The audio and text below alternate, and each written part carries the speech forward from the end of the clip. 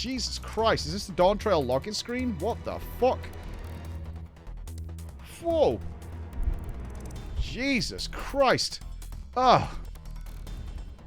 Yeah, if I click this, do you think this opens another screen if I click the X? It's always a risky click, right? You think hentai's a risky click? This is the riskiest click. Click. No, block PC Gamer.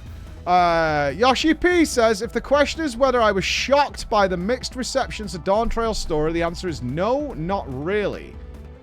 I had already predicted that we'd have some sort of mixed response this time. Okay. Interesting.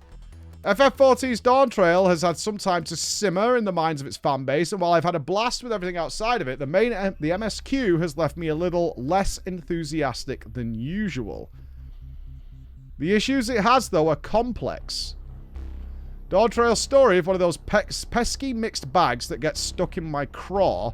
It's full of great ideas with some really fun moments where its plot beats and dialogue are both executed in ways so messy they nearly spoil the whole exercise. That's fair.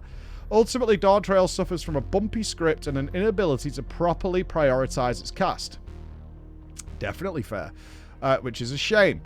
I recently was at Gamescom and got to speak with the games director Naoki Yoshida, praise be. I asked how he felt about the fanbases. I should have gone to Gamescom, man. Could I have got Yoshi P and Ian around a table? Probably not. But I would have fucking tried. I would have fucking tried.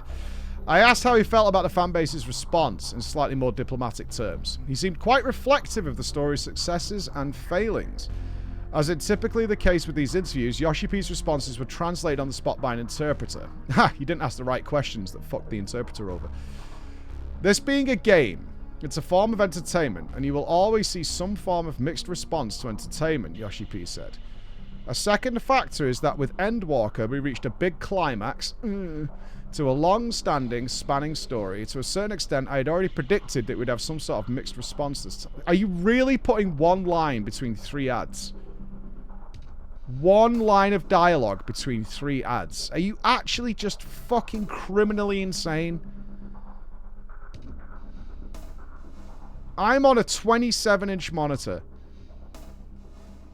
And it's literally just one fucking line of dialogue, man. Just awful.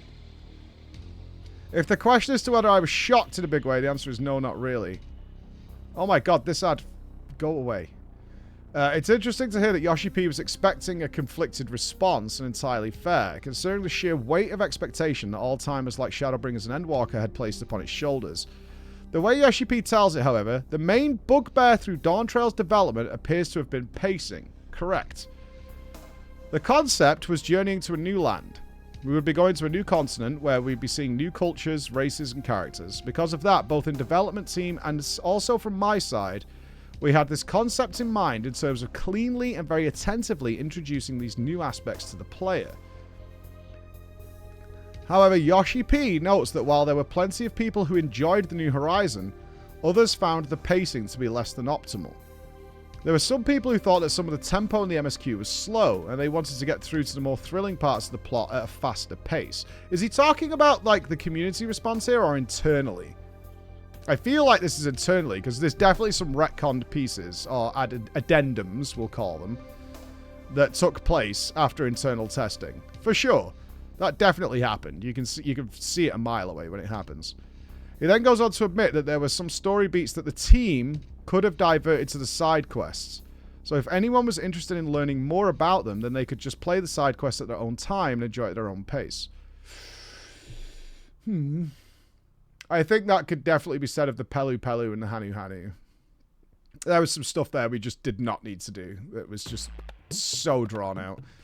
We did see feedback from people who wanted to tackle the battle content faster. I think for us it was... Was it 6 hours before we got into actual combat that the MSQ required of us? It was about 6 hours, right? Before we actually attacked anything. And it was just one mob. Yeah. 9? You see, my initial thought was 9, but I couldn't remember. So I sort of settled at a 6. It was a very, very long time. Yeah, it was a very, very long time before we actually got into combat with anything. And it was like just one mob that we had to one-shot. It was pretty, yeah. He then goes to admit that there were some story beats that could be diverted, blah, blah, blah. We did see feedback from people who wanted to tackle the content faster. So we saw that type of feedback. We will take that on board as a learning process and experience. Oh, God, there's a picture of her. Yoshi P also commented on the mixed feedback regarding Wooclamat. While she's become a scapegoat for everything wrong with Dawntrail's story in the eyes of fans, my general opinion is that she's fine, but a walking bag of symptoms for its other shortcomings. That's a really good take. She's a representation of the difficulty Dawntrail has prioritizing its characters, and that she takes the center stage while other characters like Kryl, Erenville, and the Scions suffer. I mean, that was exactly our video on it. Yoshi P agrees with me, that's why we're bestest friends. For Yoshi P, one of the issues he's observed from the community was that the character's initial difficulties in fulfilling the role of Dawn Servant, which typically manifested bouts of sickness, and spotty knowledge of her people... Is this my video? Fuck you, Chris! Yoshi P agrees with me! We depicted Wooclamat as someone who's had a bit of a complex towards her parents and also towards her siblings, and because of that lack of confidence, I think that also contributes to the slow pace and the feeling of frustration. If we had maybe portrayed her as more of a confident character, maybe we would not have encountered that kind of situation. So in that regard, I feel that we did something quite bad for Wooclamat as a character. That's right, she was doomed from the start. Told you. And taking on this experience, it made me realize that it is important to consider those things when it comes to showcasing the character to the players. Ultimately, I think I'm in agreement with PC Gamer contributor Daniela Lucas, where she says that Dawntrail's endgame outshines its story. I'm very much enjoying the wrestling kayfabe of the Arcadian, as are we all, and I'm downright salivating at the chance to get back into an exploration zone, something I felt was really missing from Endwalker. While the story is deeply important to 14, it's nowhere near everything, and the actual game I'm going to be playing for the next couple of years is solid, which is generally the agreement of the community. Yeah, that's generally in line with the community. Like, everything, like, after the MSQ, bang on. Bang on. And then he went on to say some other things. Oh, God, it's also PC Gamer. Nightmare. They split it into two articles. Is it the same guy? Harvey Randall. It is. It's the same guy. Split his... Fuck you, man. Gotta get those clicks. 9.5 out of 10 from Xbox Era. 9 out of 10 from God is a Geek. Steam World Heist 2. All these respective things. So good. Wait, the first, like, when you purchase through links on our site, we may earn affiliate commission. Please click. We beg of you, please click. Please click. I've had plenty of opinions on the story of Dawntrail in 14. It's a narrative that I enjoyed, but found more problems with the longer I sat with it.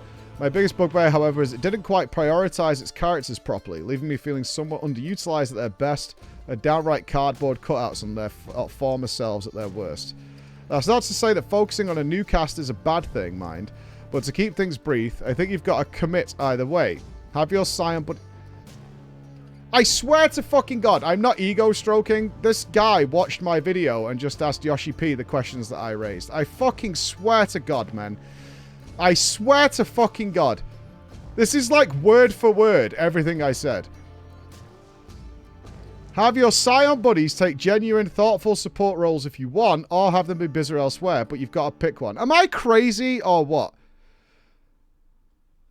During my interview with game director Yoshi P at Gamescom last week, he revealed this issue as a challenge the development team had been grappling with during the development of Dawntrail, and the fan reception has taught them as a whole how to work, quite frankly, enormous cast going forward. We wanted to showcase all of the Scions, but we also wanted to showcase new characters. We wanted to see what would be the response. We wanted to see whether people would be like, oh no, we didn't want any more Scions, please just get rid of them. Or on the other hand, people might be saying, hey, we want our Scions back. Hey, yeah, but you... So we thought that we would need to do this eventually, and so in that sense, it was a challenge that we took on.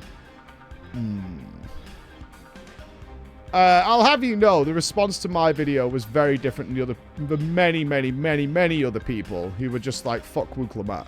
Many other influencers has a totally different take, so screw you all. Keeping in mind that this interview is conducted via a live translator, of course, I get the sense from Yoshi P that the science rolls in Dawntrail were a band-aid. Well, it came across that way. The team had to rip off at some point. It just came off with a few split hairs. As expected, he continues. There were some people who were arguing that they wanted to see the Scions more in the spotlight, and there are also others who said that they wanted the Scions to take a step down and not be the focus. So in that regard, I felt that we had a lot of lessons which we gained from Dawntrail. As for what those lessons are, Yoshi P tells me more than anything, people didn't want the Scions to be shown in a half-hearted way. Yeah. Yeah, dangling a fucking Christmas dinner in front of us and then taking it away every 2 minutes is not fun. As a 14 player with a huge investment in its story, it is a relief to hear that. During Dawntrail's opening hours, I kept wondering why Alfie and Alizé, both characters with plenty of relatable experiences to Wuklomat's own story, were silent when given the opportunity to have a heart-to-heart with her. Yeah. Can you please bring up Estinian? We need Wild Westinian to just be like off fucking about in and defending like 30 people somewhere. As far as fixes go, Yoshi P rattles off a few examples the team has been considering. For example, a possibility for the next story is that the Warrior of Light goes out on a journey on their own.